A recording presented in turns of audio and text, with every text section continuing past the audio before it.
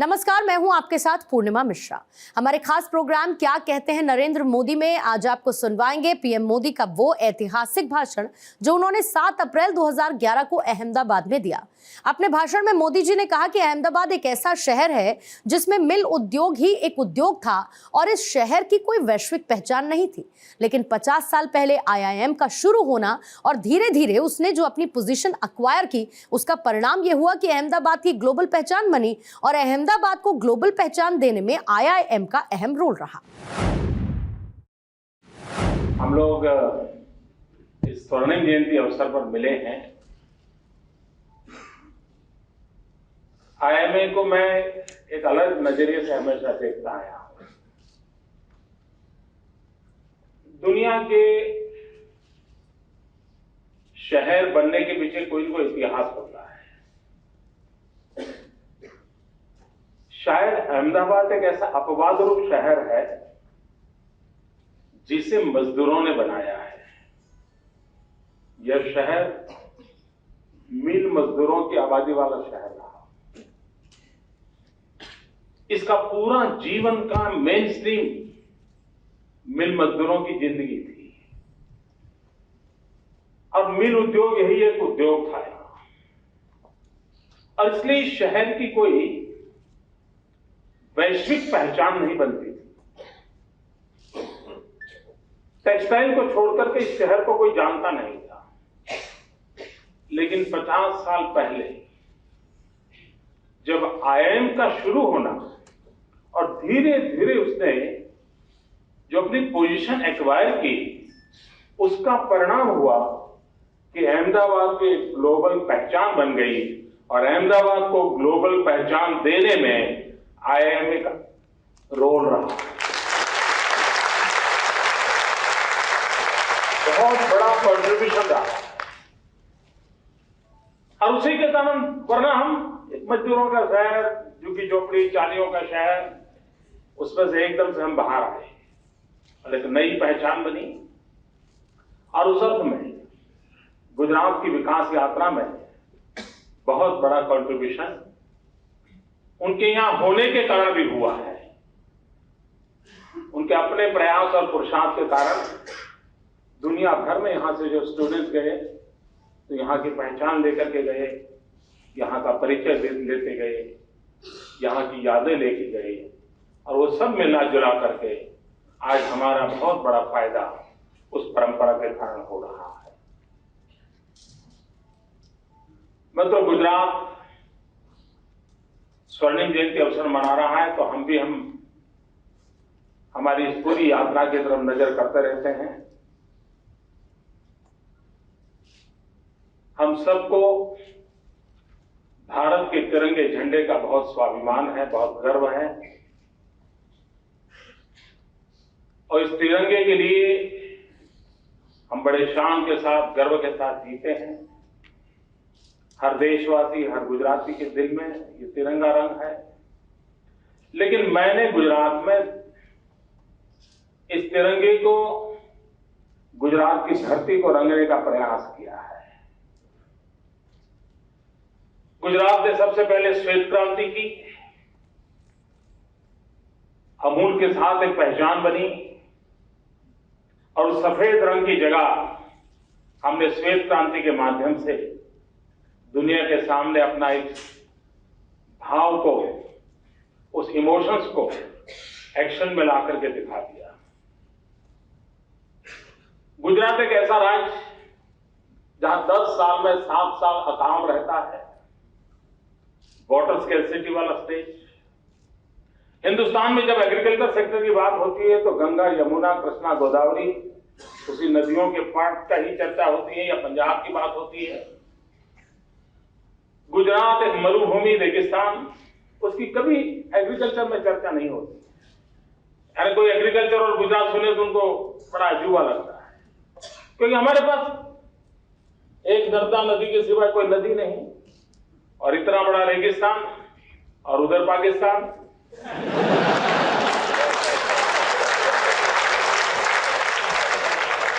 ये हमारा गुजरात, और उसके कारण उसमें हमारी पहचान नहीं थी। लेकिन 2001 और 2010 पूरा 10 साल ऐसे इनिशिएटिव लिए, उसका मैं विस्तार से चर्चा नहीं कर रहा हूं, लेकिन IIMA ने भी उसका स्टडी किया, किताब IIMA ने निकाली है, आप जरूर उसको देखिए। हमने रेन वाटर हार्वेस्टिंग पर बल दिया, हमने एग्रीकल्चर सेक्टर में नॉलेज शेयरिंग के लिए एक नई मूवमेंट खड़ी करी, और उस सब का परिणाम ये हुआ कि हिंदुस्तान का एग्रीकल्चर ग्रोथ 2.5% के आसपास रहता है। 4% करने के लिए पिछले 20 साल से शपथ लिए जाते हैं, हर वर्ष शपथ लिया जाता है, जय जवान जय किसान का नारा लगाया जाता है, लेकिन अभी तक हम देश का एग्रीकल्चर ग्रोथ 4% तक नहीं ले जा पाए। मित्रों, मुझे संतोष के साथ कहना है कि गुजरात ने ये पूरे दशक 2001 to 2010 हमारा एग्रीकल्चर ग्रोथ रेट रहा है 9.6%।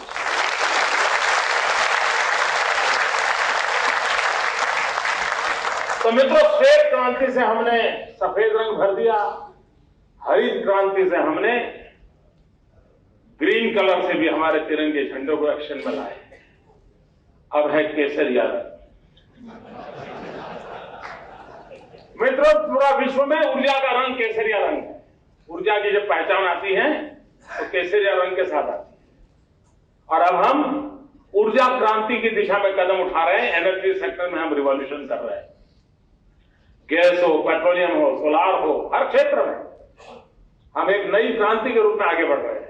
और हम लोगों के यहाँ तो माइथोलॉजी में सूर्य के 7 घोड़ों की कल्पना है। सूर्य शक्ति माना जाता है, 7 घोड़ों से सूर्य का रथ चलता है। मतलब गुजरात एक ऐसा स्टेट है जहां मैंने सिर्फ ताप्ती के किनारे पर इन 7 घोड़ों वाला सूर्य का रथ दौड़ रहा है।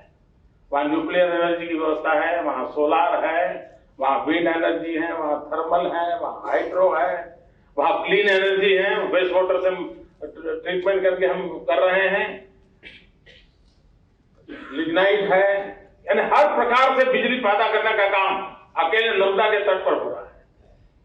और मुझे याद है, जिस समय मैं गुजरात में मुख्यमंत्री के रूप में आया था, उस समय हमारे पास जो टोटल बिजली थी, हो सकता है 1-2 साल में उतनी बिजली तो हम देश में उसका बिजनेस करेंगे, बेचेंगे। गुजरात हिंदुस्तान का पेट्रोलियम कैपिटल बन चुका है। हम सोलार में दुनिया का कैपिटल बनेंगे। दोस्तों, आपको गर्व होगा। Gujarat will be the world capital.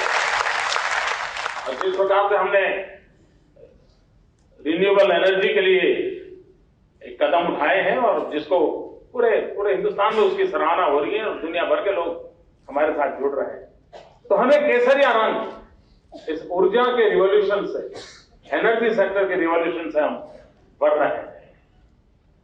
मित्रों, औद्योगिक विकास में आज गुजरात की अपनी एक पहचान बन गई है। बहुत तेजी से गुजरात औद्योगिक विकास में आगे बढ़ रहा है। लेकिन मैं देख रहा हूं कभी कभी जो लोग और राज्यों में जाकर के आते हैं तो मुझे पूछते हैं पहला सवाल कि मोदी जी सब्सिडी क्या देंगे। ये आप जो सीईओ है वो भी अपने मालिकों को बताते होंगे, यार जरा ये पूछना गुजरात सब्सिडी क्या देता है। और आमतौर पर इन्वेस्टर्स को अभी तो धीरे धीरे कम हो गए हैं मेरे यहाँ, वरना पहला सवाल यही होता था सब्सिडी क्या देंगे।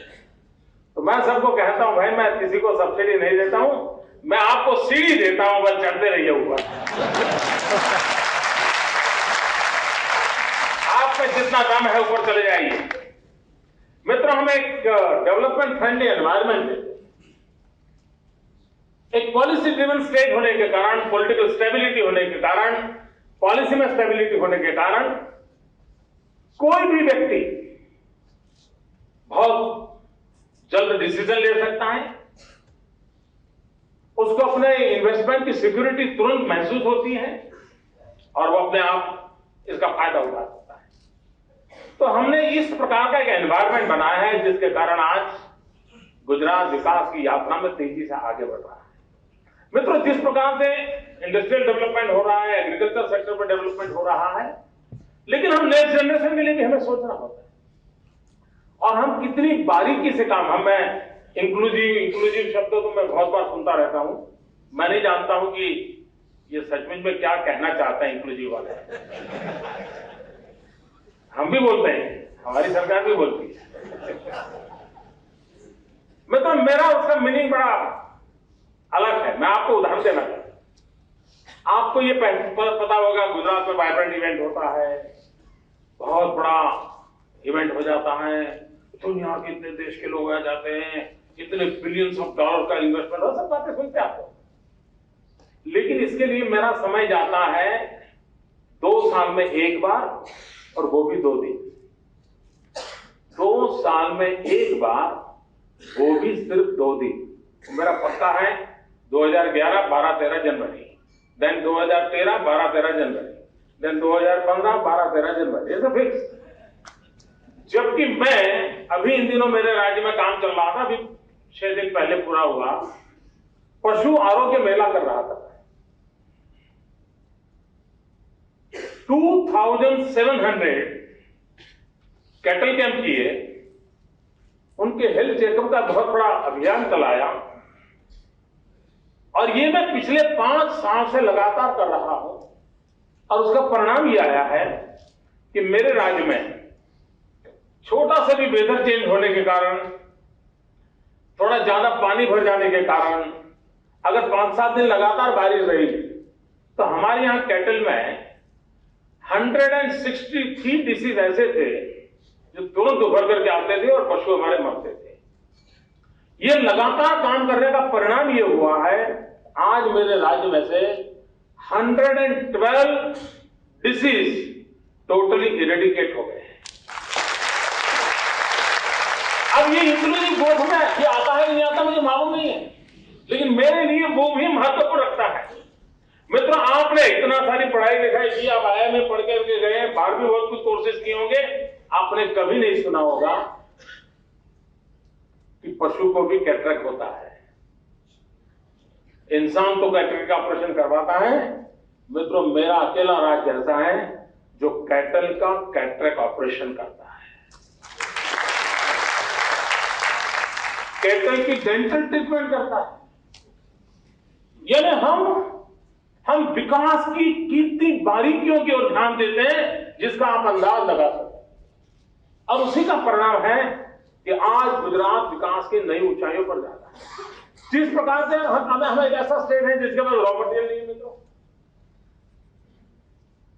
सामान्य रूप से उद्योग वहीं आएगा जहां रॉ मटेरियल होगा।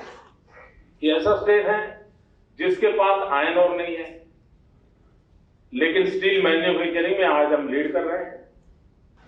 मित्रों, रॉ मटेरियल नहीं है हमारे पास, लेकिन मेरे पास न कोयला है न पानी है, उसके बावजूद भी हम एनर्जी में आज देश में लीड कर रहे हैं।